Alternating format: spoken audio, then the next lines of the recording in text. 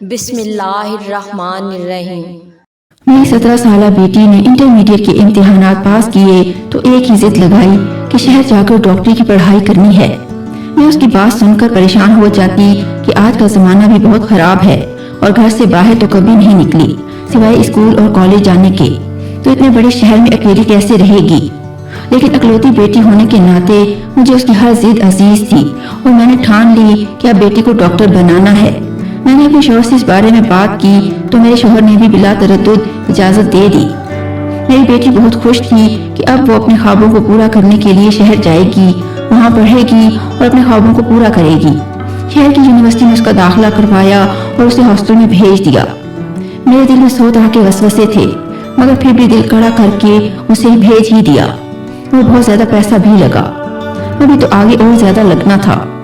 میں گھر میں کافی پریشان رہتی، اپنی بیٹی کو لے کر میرے دل میں دھڑکا سا لگا رہتا کہ کہیں کچھ غلط نہ ہو جائے۔ پھر ایک دن رات کے وقت میری بیٹی کا فون آیا تو وہ بہت زیادہ رو رہی تھی۔ میری تو جان ہی نکل گئی اور روتے ہوئے بس ایک ہی بات کی رٹ لگائے ہوئی تھی کہ اسے ہاسٹل میں نہیں رہنا، اسے گھر واپس جانا ہے۔ میری تو روح فنا ہو گئی، مجھے کچھ سمجھ نہ آئے کہ میں کیا کروں۔ میرا شوہر بھی کام کے سلسلے میں باہر گیا ہوا تھا اور میری بیٹی کی ہچکیاں بھی عروج پر تھیں۔ میں نے اپنی بیٹی کو تسلی دی کہ میں اسے لینے کے لیے آ رہی ہوں، بس وہ چپ کر جائے اور بتائے کہ کیا ہوا ہے۔ لیکن اس نے مجھے کچھ نہیں بتایا اور اتنا ہی کہا کہ اسے ہاسٹل میں نہیں رہنا۔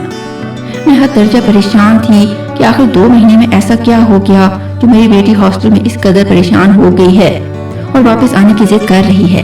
میرے شوہر کام سے واپس لوٹے تو میں نے انہیں ساری بات بتا دی۔ وہ بھی پریشان ہو گئے کیونکہ گاؤں سے اس وقت شہر جانے والی کوئی سواری نہیں تھی۔ میں نے بیٹی کو دوبارہ فون کیا اور اس سے کہا کہ ہم تمہیں ابھی لے کر جائیں یا پھر صبح۔ اس نے اپنی ہچکیاں دباتے ہوئے کہا کہ آپ لوگ مجھے صبح آ کر لے جائیں۔ اگلی صبح ہم دونوں میاں بیوی بیٹی کے ہاسٹل روانہ ہو گئے۔ وہاں جا کر ہم نے دیکھا کہ ہماری بیٹی کی حالت شدید خراب تھی، وہ بخار میں مبتلا تھی اور اس وقت غنودگی میں تھی۔ میں اس کے قریب بیٹھی، اس کا کندھا ہلایا اور اس کو پکارا تو میری آواز سنتے ہی اس نے اپنی بند آنکھیں کھولی اور مجھے دیکھتے ہی میرے گلے سے لگ کر زاروں قطار رونے لگی۔ اس کی حالت دیکھ کر میں اور زیادہ پریشان ہو گئی۔ اب تو مجھے یقین ہو چلا تھا کہ کچھ نہ کچھ تو ہوا ہے۔ میں نے اپنی بیٹی کو محبت سے پچکارتے ہوئے کہا، میرا بیٹا کیا ہوا ہے تمہیں؟ اس نے اپنی آنکھیں نیچی کر لی لیکن زبان سے ایک لفظ بھی نہ ادا کیا۔ میں نے بہت اصرار کیا لیکن اس نے مجھے اتنا ہی کہا کہ اسے کچھ نہیں ہوا، اسے ہاسٹل میں نہیں رہنا، مجھے گھر واپس جانا ہے، میرا آپ لوگوں کے بغیر دل نہیں لگتا۔ یہ بات بہت عجیب تھی کہ 4 مہینے ہاسٹل میں رہنے کے بعد میری بیٹی کہہ رہی تھی کہ اس کا ہاسٹل میں دل نہیں لگتا۔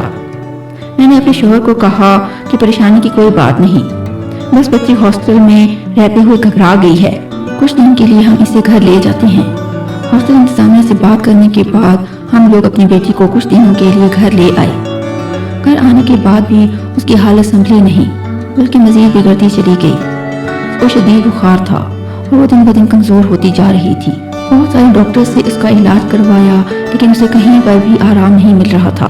تقریباً 10 دنوں کے بعد اس کی حالت تھوڑی بہتر ہوئی تو ہم میاں بیوی کے دلوں کو بھی چین آیا۔ میری بیٹی بہت ہنس مکھ اور خوش اخلاق تھی، لیکن جب سے وہ بیمار ہوئی تھی ہر وقت اپنے کمرے کی لائٹ بند کر کے اندر ہی پڑی رہتی۔ آج میں اسے کمرے سے باہر لے کر آئی اور دھوپ میں بیٹھنے کے لیے کہا۔ کچھ دیر تو وہ میرے سامنے بیٹھی رہی لیکن اس نے کوئی بات نہیں کی۔ پہلے تو وہ سارا دن مجھ سے باتیں کرتے ہوئے تھکتی نہ تھی اور اب اس قدر خاموش ہو گئی۔ اب تو مجھے جاننا تھا کہ آخر ہاسٹل میں ایسا کیا ہوا ہے جس نے میری چاند سی بیٹی کو مرجھا کر رکھ دیا ہے۔ کچھ دنوں تک اس کی حالت بہتر ہو گئی اور وہ بالکل ٹھیک ہو کر پہلے جیسی ہو گئی۔ اس کو صحت مند دیکھ کر ہم دونوں میاں بیوی کا سیروں خون بڑھ گیا۔ ہماری خوشی کی انتہا نہ رہی کہ ہماری اکلوتی بیٹی پہلے کی طرح صحت یاب ہو رہی ہے۔ مجھے یہ بھی تھا کہ اس کی پڑھائی کا بھی بہت حرج ہو رہا ہے، لیکن اس کی پڑھائی صحت سے زیادہ ضروری نہیں تھی۔ جب وہ بالکل ٹھیک ہو گئی تو میں نے اسے کہا کہ بیٹا اب تمہیں یونیورسٹی واپس جانا چاہیے، تمہاری پڑھائی کا بہت حرج ہو رہا ہے۔ میری بات سن کر وہ بہت پریشان ہوئی، مجھے اس کی پریشانی سمجھ نہ آئی۔ کچھ دیر کے بعد بولی کہ آپ ٹھیک کہہ رہی ہیں، مجھے واقعی واپس جانا چاہیے۔ جب میں اس کے کمرے میں گئی تو وہ تکیہ منہ پر رکھے زاروں قطار رونے میں مشغول تھی۔ میں جلدی سے اس کے پاس گئی. اس نے مجھ سے تکیہ ہٹایا اور اس سے پوچھا کہ کیا ہوا ہے تمہیں. کہنے لگی میرے پیٹ میں بہت شدید قسم کا درد ہے جو کہ ناقابل برداشت ہے. میں نے جلدی سے اپنی بیٹی کو چادر اڑائی اور کلینک لے گئی. مجھے لگا کہ دوا کھانے کی کچھ دیر بعد یہ بالکل ٹھیک ہو جائے گی. گھر آ کر میں نے اسے دوا کھلائی. تھوڑی ہی دیر کے بعد جب میں نے اس کی طبیعت پوچھی تو کہنے لگی مجھے اب زیادہ درد نہیں ہو رہا. میرا دل اب ہر وقت بیزار رہنے لگا. میری ایک ہی بیٹی ہے اور وہ بھی ہمہ وقت بیمار ہے. یہ سوچ کر میں بہت غمزدہ ہو جاتی. اب تو یہ روز ہی ہونے لگا. اس کے پیٹ میں شدید درد اٹھتا. میں اسے کلینک لے کر جاتی.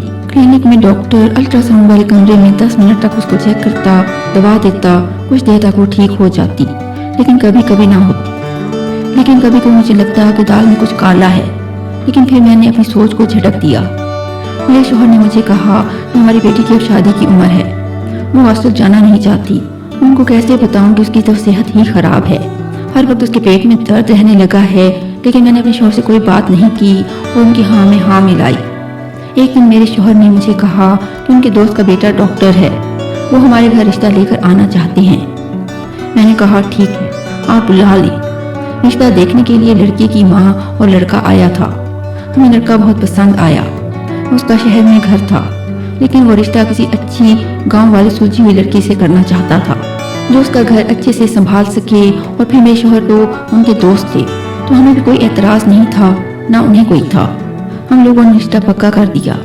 2 مہینوں کے بعد شادی کی تاریخ بھی طے ہو گئی. میری بیٹی ایک دم سے بالکل ٹھیک ہو گئی. اس بات نے مجھے حیرانی میں ڈال دیا. بہرحال ہم نے دعاؤں کے ساتھ اپنی جان سے پیاری بیٹی کو رخصت کر دیا.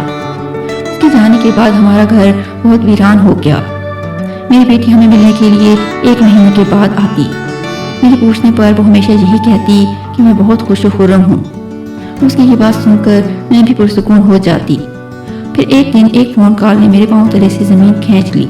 وہ فون میری بیٹی کے سسرال والوں کی طرف سے تھا.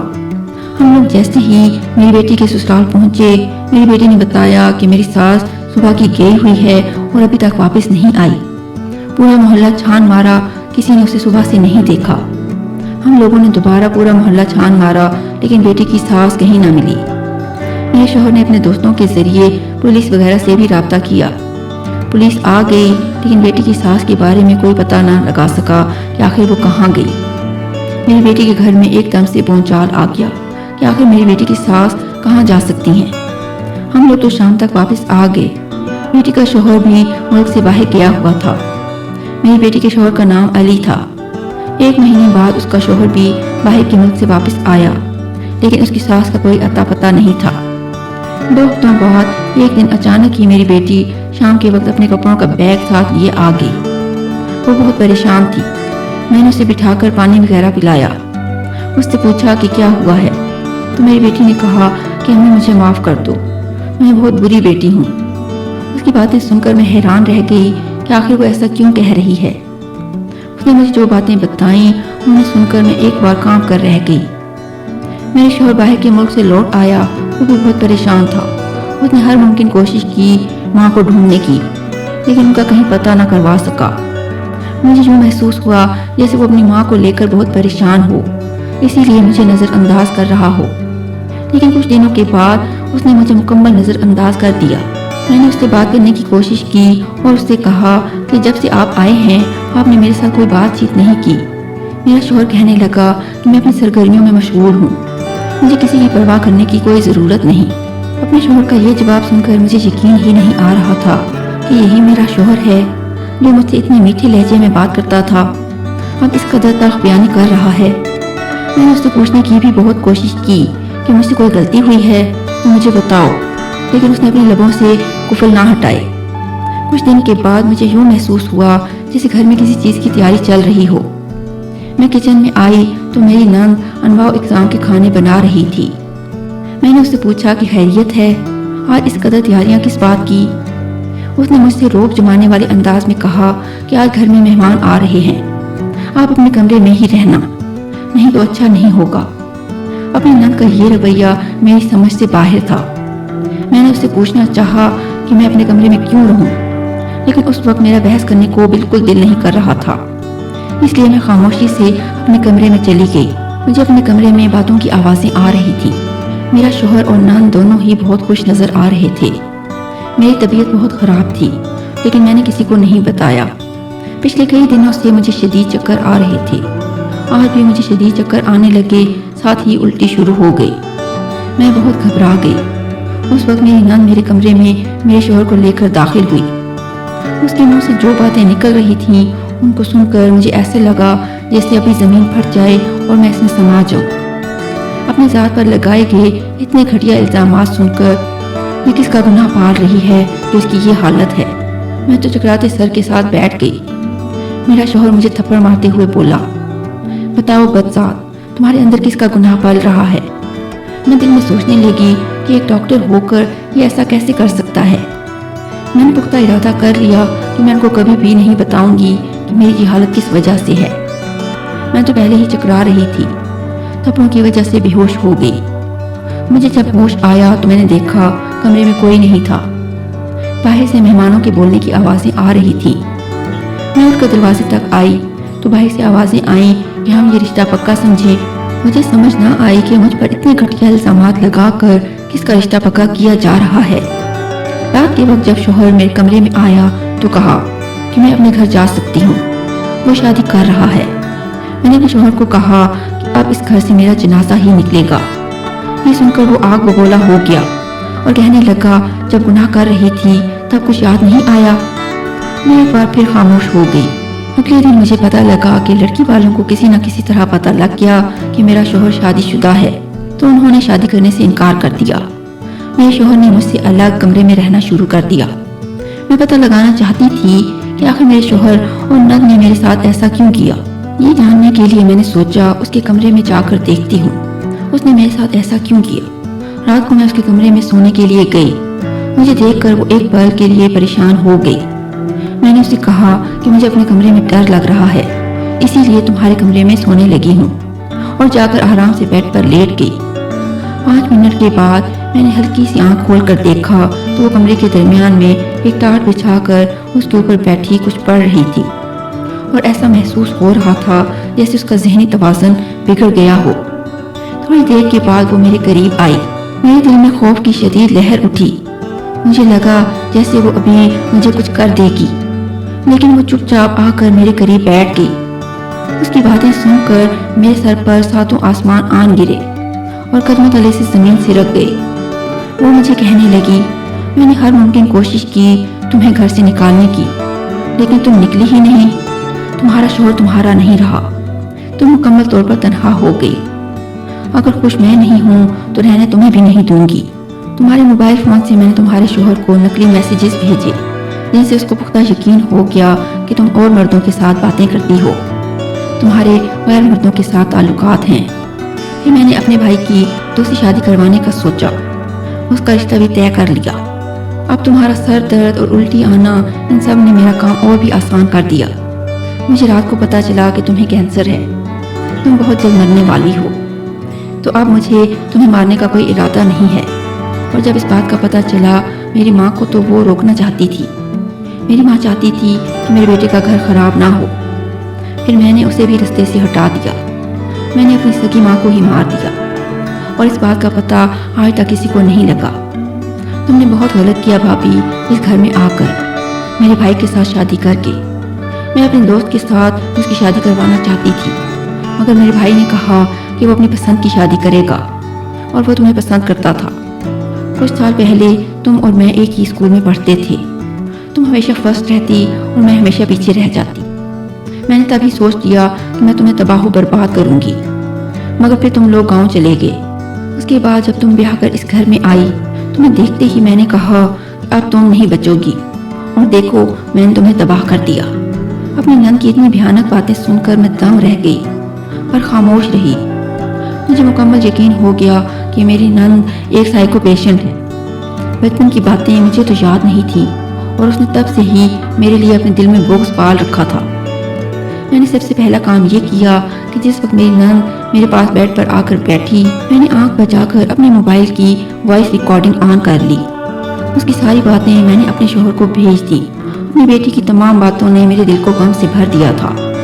اس کے بعد میری بیٹی کہنے لگی، امی مجھے معاف کر دیں، میں بہت بری ہوں، میں نے آپ کو को धोखा दिया और देखें बदले में मुझे भी धोखा मिला। मेरा शोहर मुझे कॉलेज के बाहर मिला था। मैं उसे पसंद करने लगी। जब मुझे पता चला वो शहर में रहता है, मैंने आपसे जिद की कि मुझे शहर में पढ़ना है। मैं शहर पढ़ने चली गई। वहाँ मैं रोज़ाना उससे मिलती। फिर एक दिन उसने मुझे बताया कि वो मुझसे शादी करना चाहता है। मैंने भी हाँ कर दी। अब मैं आगे पढ़ना नहीं चाहती थी, इसीलिए मैंने इतने दिनों तक बीमारी का नाटक किया। और जब मेरे पेट में दर्द हुआ तो क्लिनिक जाने लगे। वहाँ मैंने देखा अंदर क्लिनिक में अली बैठा है। वो अपने किसी दोस्त डॉक्टर की जगह आया था। फिर मैं रोज़ाना क्लिनिक जाने लगी। मैं रोज़ अंदर अली से बातें करती। जब आप अंदर आती तो चेकअप का बहाना कर लेते। फिर जब आपको शक होने लगा तो अली ने मुझे कहा कि अब मैं क्लिनिक ना आया करूं। एक दिन जब मेरा बुर्का ओढ़कर आप क्लिनिक गईं, उस दिन भी अली अंदर नहीं था, तो आपको कुछ पता नहीं चल सका। फिर जब अली ने रिश्ता भेजा तो मैं हर बीमारी भूल गई, शादी की खुशियों में मसरूफ़ हो गई। कुछ अरसे बाद मेरे सर में शदीद दर्द उठा और पेट में भी। मुझे पता चला मुझे कैंसर है। तब अली काम के सिलसिले में बाहर गया हुआ था। जब वापस आया तो मैं इसे बताना चाहती थी, उसके रवैये की वजह से ना बता सकी। लेकिन हमने देखे ना मेरी खुशियों की उम्र कितनी छोटी थी। रात को मुझे पता चला मेरी नंद मेरे साथ हसद की आड़ में ये सब कर चुकी है। मेरे शौहर ने मेरा इत्तेबार नहीं किया। अब मैं उस घर में कभी नहीं जाऊंगी। मेरी बेटी की बातें मेरा दिल चीर रही थी। मैंने उसे अपने सीने से लगा लिया। उसके अब्बा को चीदा चीदा बातें बताईं। अगले दिन सुबह के वक्त मेरा दामाद आ गया। उसने भी मुझसे माफ़ी मांगी। मेरी बेटी के शौहर ने उसका बहुत इलाज करवाया। उसने अपनी बहन को गुनाहों की सज़ा दिलाने का फैसला किया। फिर मेरी बेटी की नंद को पुलिस पकड़ कर ले गई। जेल में उसका बहुत भयानक अंजाम हुआ। उसको आए रोज दौरे पड़ते। दिमागी तौर पर तो वो पहले ही मफलूज थी और अब जिस्मानी तौर पर भी मफलूज होकर रह गई। मेरी बेटी अब खुश खुर्रम जिंदगी गुजार रही है। माँ बाप को धोखा नहीं देना चाहिए, ना ही किसी से हसद करना चाहिए, वरना ये चीज़ें इंसान की ज़िंदगी तबाह बर्बाद करके रख देती हैं। हमारी वीडियोस अगर आपको पसंद आ रही हैं तो ज़रूर लाइक कीजिए, और अगर आपने हमारा चैनल सब्सक्राइब नहीं किया तो ज़रूर कीजिए। उसके साथ साथ बेल आइकॉन पर भी लाजमी क्लिक कीजिए ताकि हमारी हर आने वाली वीडियो आप तक बर वक्त पहुंच सके। अल्लाह हाफिज।